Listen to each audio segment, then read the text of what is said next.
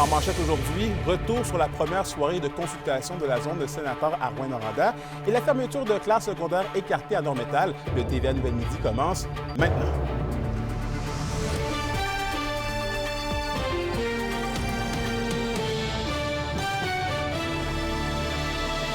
Bon midi, mesdames, messieurs, ici Anthony Dallaire et bienvenue au TVA Nouvelles. On débute ce bulletin à Rouyn-Noranda puisque c'est hier soir qu'avait lieu la première séance de consultation publique spéciale sur le développement du secteur sénateur. Les résidents de la future zone tampon de la fonderie Horn ont pu émettre leurs propositions et discuter de la nature du futur projet. Et Alexandre, vous étiez sur place. Comment s'est déroulée la soirée? Eh bien, je dirais, Anthony, en deux temps. D'abord, les gens, l'accueil était quand même tiède. On ne savait pas trop à quoi s'attendre de cette séance de consultation-là. Et là, c'est quand l'activité d'idéation a commencé que vraiment l'engouement s'est propagé.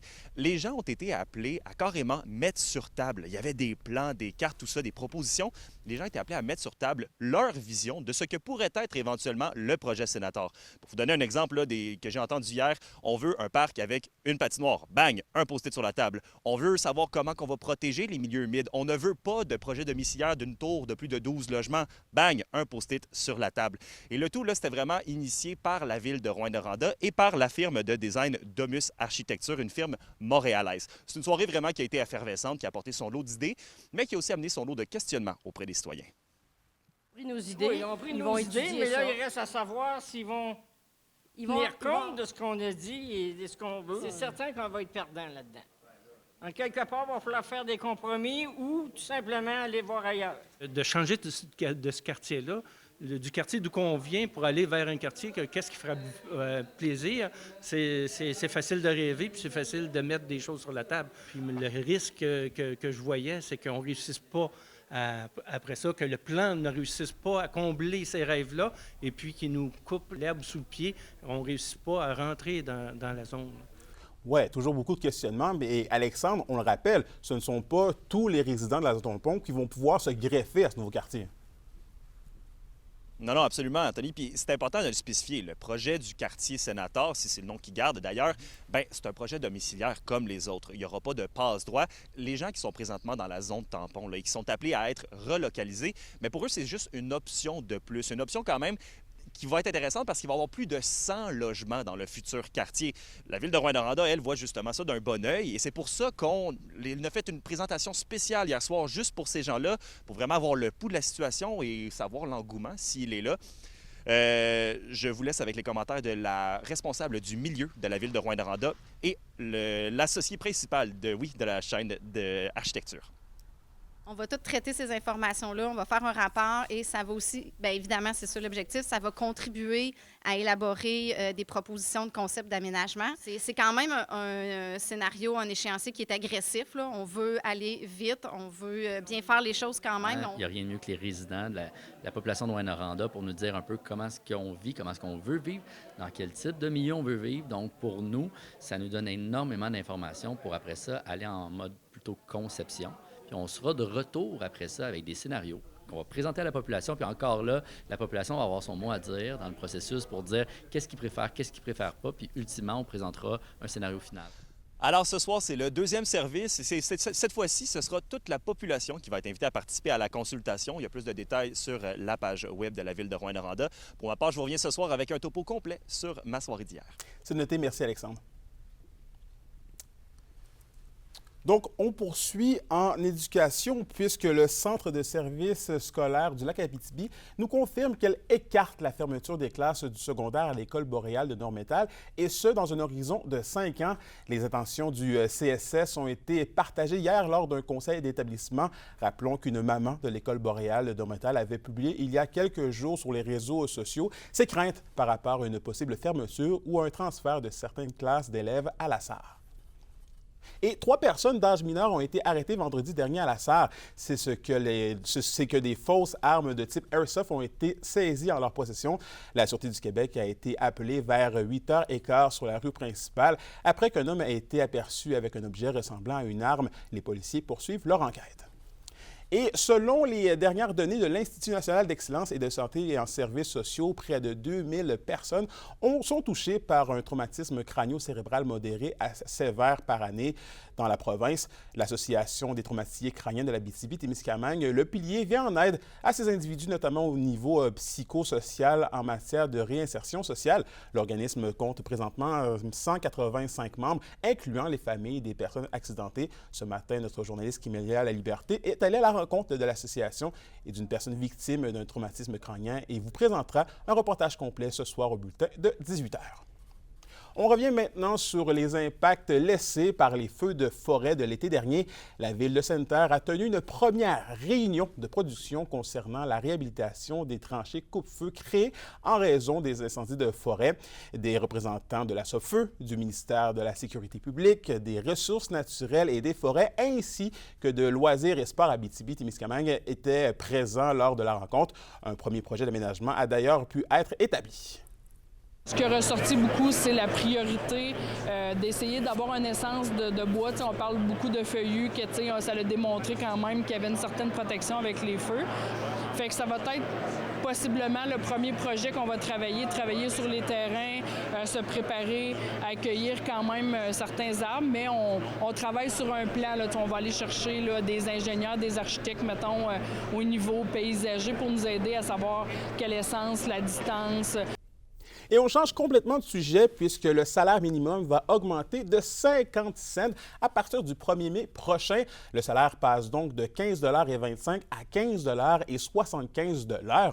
Le gouvernement du Québec a pris cette décision en raison de l'incertitude économique qui touche particulièrement le commerce de détail et la restauration. Le ministre du Travail, Jean Boulet, affirme que plus de 200 000 travailleurs seront affectés par cette hausse, dont près de 111 000 femmes.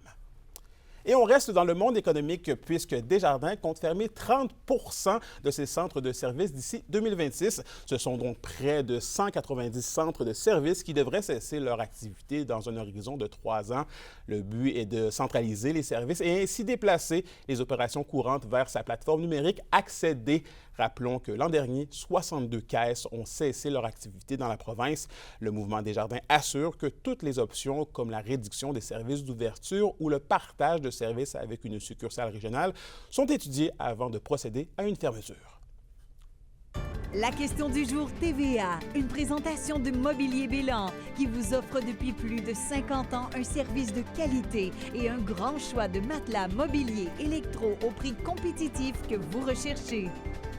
En ce sens, à la question du jour, on vous demande, êtes-vous inquiet par la fermeture des centres de services annoncés par Desjardins? Pour voter et commenter, rendez-vous au tvaabitibi.ca. En politique régionale maintenant, élu pour un mandat de 2 ans, Jacqueline Bégin est le nouveau président de la Conférence des préfets. Ce dernier succède donc à Sébastien Dastou, en poste depuis 2021. Voici donc mon compte-rendu de sa vision pour la région dans les prochaines années. Une chose est certaine, Jacqueline Bégin ne se fatigue pas de la vie politique. C'est plaisant de travailler ensemble pour des dossiers parce qu'on a des spécificités qu'il faut toujours combattre puis faire reconnaître. Donc, c'est probablement ce qui me motive le plus. Celui qui occupe depuis 27 ans le poste de maire de Sainte-Germaine-Boulay et qui siège depuis 10 ans comme représentant de l'Abitibi-Ouest à la table des préfets se dit prêt à en assumer sa présidence. Je suis bien entouré avec les 5 préfets puis les préfètes. Donc, on travaille beaucoup ensemble. On a beaucoup de cohésion, une bonne communication. Donc, on porte les dossiers de l'Abitibi-Témiscamingue du mieux qu'on peut, puis je pense qu'on gagne beaucoup de points. Ce dernier affirme toutefois que le travail sera important pour assurer le développement de l'Abitibi-Témiscamingue. Les dossiers du logement et de la santé sont au cœur de ses priorités au vu des singularités que présente la région comparativement au reste du Québec. C'est sûr que tous les dossiers de logement, autant pour nos travailleurs que pour la population qui est plus vulnérable, qu'il faut absolument que ces programmes-là viennent chez nous, mais qui percolent aussi, que ce ne soit pas des programmes qui soient mur à mur. On demande un statut particulier pour l'Abitibi-Témiscamingue dans tous les dossiers. On n'est pas comme les autres, on fait les choses autrement. On a des gens qui sont extrêmement inventifs, qui sont capables d'obtenir des résultats. Avec le vieillissement de la population, la fragilité des services et récemment la vague de départ d'élus municipaux, les façons de faire sont à reconsidérer, admet le préfet d'Abitibi-Ouest. Bien qu'on ne semble pas souhaiter de fusion à court terme, Jacqueline Bégin avoue que des discussions sont sur la table. Les petites municipalités n'auront pas le choix de s'associer ensemble puis de travailler probablement plus ensemble pour développer une efficience, plus d'expertise. Mais maintenant, pour les élus, ça va être aux municipalités qui sont souveraines à décider si elles désirent se fusionner ou pas, tant qu'il n'y aura pas cette volonté-là, vraiment. Je pense qu'il va y avoir peut-être un statu quo au niveau des fusions, mais assurément, la mise en commun des services, on y échappera pas. Anthony Dallaire, RNC Nouvelles, Sainte-Germaine-Boulay. Au culturel, c'est ce soir que l'humoriste Daniel Grenier débute sa tournée en Abitibi-Témiscamingue. Il nous présente ce soir son spectacle Jaune au Théâtre du Cuivre de Rouyn-Noranda. Il prend ensuite la route pour Amos et ensuite Val-d'Or. L'humoriste que l'on a connu dans le trio Les Chick and Swell nous offre maintenant ses spectacles solo depuis près de 10 ans. Et au sport, les Huskies de Rouyn-Noranda ont malmené les Cataractes de Shawinigan et finissent leur soirée de travail à domicile avec un gain de 6-1. Le but gagnant a été marqué par Jérémy Langlois. Les joueurs Mathis Perron, Benjamin Brunel et Samuel Rousseau ont respectivement été nommés première, deuxième et troisième étoile pour la meute. Demain, les Huskies vont affronter l'Armada de Blainville-Boisbriand au Centre d'excellence Sport Rousseau dès 19h. Et de l'autre côté de la 117 maintenant, ce sera au tour des Foreurs de Val-d'Or d'affronter les Cataractes de Shawinigan au centre Annico-Egault ce soir dès 19h. Les deux équipes tenteront de freiner leur série de défaites. Rappelons que le Varéor ont présentement 13 défaites à leur fiche et les Cataractes en sont à 2 pour l'instant. Et à la météo de l'Abitibi-Témiscamingue, aujourd'hui, des averses de neige sont intermittentes, sont prévues sur tous les secteurs. On parle de températures plutôt douces avec un maximum de +1 pour l'Abitibi et de +3 pour le Témiscamingue. Pour ce soir et cette nuit, c'est toujours de la neige intermittente avec un minimum oscillant entre -1 et 0 degrés Celsius. Voici, c'est complet pour notre tour d'horizon de ce midi. Merci encore d'avoir été des nôtres. Nous, on se retrouve ce soir à 17h58 pour la suite des choses. D'ici là, je vous souhaite de passer une excellente journée.